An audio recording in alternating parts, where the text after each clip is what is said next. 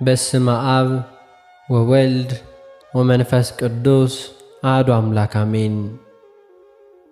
እንኳን ለቅድስት ሆሳዕና በዓል በሰላም አደረሳችሁ አደረሰን።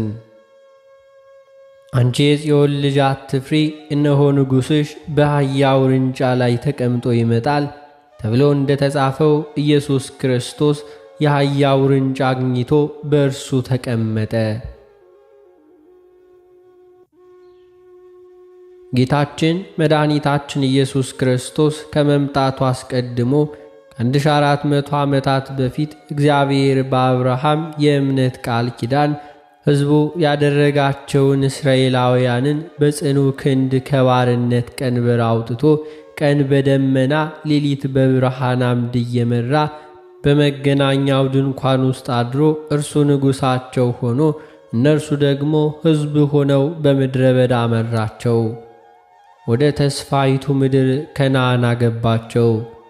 እስራኤላውያን ግን ምድራዊው ንጉሥ በመፈለግ ንጉሣቸው እግዚአብሔርን በመተዋቸው እግዚአብሔርን በደሉ። በምድር ላይም ያለች የመንግሥቱ ማሳያ ሊሆን የመረጣቸው ሕዝቡ ምድራዊ ንጉሥ እንዲሁ ፈልገዋልና። መልከ መልካምና ያማረ የሆነ ሳኦል እስራኤል የመረጡት ምድራዊው ንጉሥ ውጫዊ ክብር ያለው መሆኑን አስመሰከረ። እግዚአብሔር ግን ከዚህ ዓለም ያልሆነች በቁሳዊ ኅብር ያላጌጠች የትሕትናና የፍቅር የምስጋና የሆነች መንግሥቱን ሊያመለክት ሲወድ ከወንድሞቹ ሁሉ ያነሰውና በገና ደርዳሪው የእሴይ ልጅን ዳዊትን መረጠ። የዳዊት መንግሥት ብታልፍም ከወድ ፍሬ በዙፋኑ ላይ አስቀምጣለሁ ያለውን ቃል ኪዳን ግን አላጠፋም። ስለዚህም በአምላክነቱ ለዘላለም የነገሥታት ንጉሥ የሆነ ወልድ ከዳዊት ዘር ሰው ሲሆን የዳዊት ተስፋ ተፈጸመ። በመለኮታዊው ሥልጣኑ በእግዚአብሔር እርያ ያለው ወልደ እግዚአብሔር የዳዊት ልጅ ሆኗልና። ስለዚህም መልአኩ ቅዱስ ገብርኤል እመቤታችንን ሲያበስራት ካንቺ የሚወለደው የእግዚአብሔር ልጅ ይባላል፣ እግዚአብሔር አምላክም የአባቱን የዳዊትን ዙፋን ይሰጠዋል፣ እርሱም በያዕቆብ ወገን ላይ ለዘላለም ይነግሣል በማለት የትንቢቱን ፍጻሜ አበሰረው።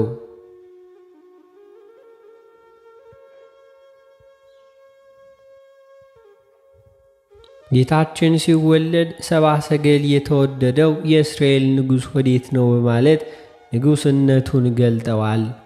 ነገር ግን በምድራዊ ክብር ያጌጠ ሳይሆን በከብቶች ግርግም የተኛ በረኞችና በከብቶችም የተከበበ ትሑት ንጉሥ ነውና፣ መንግሥቱ ከዚህ ዓለም ያልሆነች ሰማያዊ ነችና። መላእክትም በዝማሬ አመሰገኑት። ጌታ ንጉሥ ያልሆነበት አንድ ጊዜም ባይኖርም ይህ መንግሥታዊነቱ በምድር ክብር ሳይሆን በትሕትና በፍቅር ያጌጠች ሰማያዊ ስለሆነች በሐሳባቸው ምድራውያን የሆኑ ሰዎች ሊያውቋት አልቻሉም። ስለዚህም የቀጠራት ሰዓት ስትደርስ ሰማያዊትና መንፈሳዊት መንግሥቱን በአህያ ውርንጫ ላይ ተቀምጦ በትሕትና ገለጣት። ሆሳዕና በጌታ ስም የሚመጣ የእስራኤል ንጉሥ የተባረከ ነው። ጌታችን መድኃኒታችን ኢየሱስ ክርስቶስ በአልዓዛር ቤት በቢታንያ የመጨረሻውን ራት ከበላ በኋላ ሐዋርያቱን ልኮ የአህያ ውርንጫ አስመጥቶ በእርሷ ላይ ተቀምጦ ወደ ኢየሩሳሌም ገባ። በዚህም የሚከተሉት ነገሮች ተገልጠዋልና፣ አንደኛ መንግሥቱ የትሕትናና የፈቃድ መሆኑ ተገልጧል። አህያ ከእንስሳት ሁሉ የምታስፈራ ናትና። ጌታም እንደ ነገሥታቱ ሥርዓት በከበረ ሰረገላና በፈረስ ላይ ሳይሆን በአህያ ውርንጫ ላይ ተቀምጦ ወደ ኢየሩሳሌም መግባቱ መንግሥቱ የትሕትና መሆኗንና ሁሉም ሰው ተገዶ እና እንዲሁ ፈርቶ ሳይሆን በፈቃዱ የሚገባባት መሆኗን ለማሳየት ነው። በአህያ ሰውን አባሮ መያዝ እንኳን አይቻልምና፣ ይህም በአጋጣሚ እንደ እንግዳ ደራሽ እንደ ውሃ ፈሳሽ የሆነ ሳይሆን ትንቢት በነቢያት የተናገሩለትና በእግዚአብሔር የድኅነት ጉዞ የታሰበ ነው። ነቢዩ ዘካርያስ ስለዚህ ነገር ሲናገር አንቺ የጽዮን ልጅ ሆይ እጅግ ደስ ይበልሽ፣ አንቺ የኢየሩሳሌም ልጅ ሆይ እልል በይ፣ እነሆ ንጉሥሽ ጻድቅሽና ዳኝሽ ትሑትም ሆኖ በአህያ ላይ እንዲሁ በአህያይቱ ግልገል በውርንጫ ላይ ተቀምጦ ወደ አንቺ ይመጣል በማለት ገልጦታል።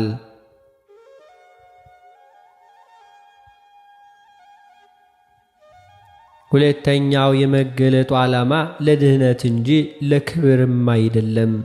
እስራኤላውያን የፋሲካ በዓል ከማክበራቸው ከ5 ቀን በፊት በዚህ ዕለት ለፋሲካ የሚሆኑ ጠቦቶችን ወደ ኢየሩሳሌም ይዘው ይገቡ ነበር። ጌታችንም በዚህ ዕለት ወደ ኢየሩሳሌም መውጣቱ የመንግሥቱን ምስጢር በመስቀልና በመሥዋዕት ፍቅር የሚገልጽ የእግዚአብሔር በግ መሆኑን ለማጠየቅ ነው። ከዚህም በላይ በተጠቀሰው የዘካርያስ ትንቢት መሠረት እነሆ ንጉሥሽ ጻድቅና ዳኝ ነው የሚለውን ጌታችንም ንጉሥ ሆኖ ወደ ኢየሩሳሌም የገባው ለመመስገን አስቦ ሳይሆን ይቀበሉት ዘንድ ዓለምንም ለማዳን የመጣው ንጉሥ እርሱ መሆኑን በአደባባይ ለማወጅ ነው። ስለዚህም ምስጋናን ከሕፃናት ተቀበለ። እንደ ሕፃናት ካልሆናችሁ ወደ መንግሥተ እግዚአብሔር አትገቡም በማለት ተናግሯልና። የመዳን ተስፋ የተነገረላቸው እስራኤላውያን ባልተቀበሉት ጊዜ ግን የመጣበት ዓላማ ይህ ስለነበረ ስለ እነርሱ አለቀሰ።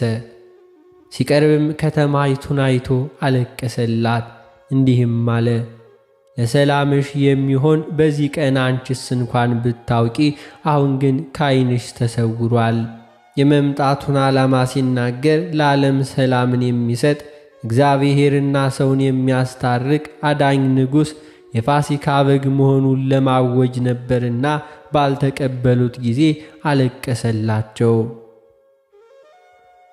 ሆሳዕና ማለት አሁን አድነን ማለት ስለሆነ አዳኝነቱን መቀበል ነበር። ንጉሥነቱን በአዳኝነቱ መግለጡ መንግሥቱ የፍቅር መሆኑንና ዙፋኑም መስቀል መሆኑን ለመግለጥ ነው እንጂ በጉ የነገሥታት ንጉሥና የጌቶች ጌታ ነውና።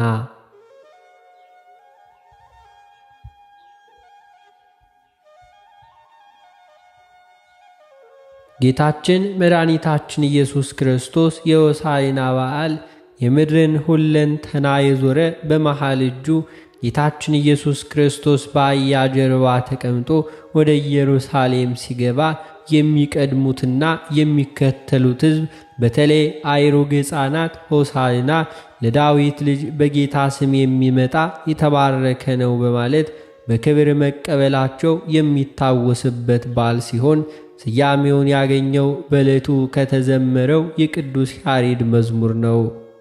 ሆሳዕና ማለትም እባክህ አሁን አድነን ማለት ነው።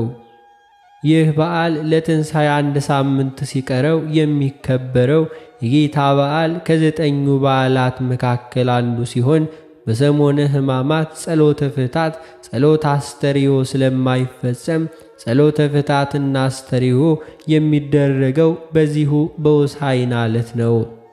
ከአዳም ጀምሮ ከጽድቅ ድሆች ሆነው በኃጢአት ቀንበር ተይዘው በመንጸፍ ደይን በሲኦል ወድቀው እንዲሁም በእግረ ዲያብሎስ ተረግጠው ይማቅቁ የነበሩ የሰው ልጆች በቤዛነቱ በኃይለ ጸጋ በማድረግ የመጣውን መድኃኒታችን ኢየሱስ ክርስቶስ ወደ ኢየሩሳሌም ሊገባ በደረሰ ጊዜ በደብረ ዘይት አጠገብ ከቤቴ ፋጌ ደረሰ።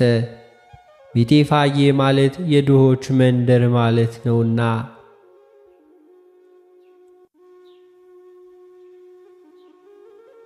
ከ6 ቀናት በኋላም በቀራንዮ አደባባይ መስቀል ላይ ሆኖ ዓለምን ከኃጢአት ማስተስረያ የሚፈታ ጌታ በመሰቀሉ መንገድ ላይ ቆሞ ከደቀ መዛሙርቱ 2ቱ በፊታችሁ ወዳለች መንደር ከውርንጫዋ ጋር የታሰረችውን አህያ ፈታችሁ አምጡልኝ፣ ማንም አንዳች ቢላችሁ ለጌታ ያስፈልጉታል ብሎ አላቸው።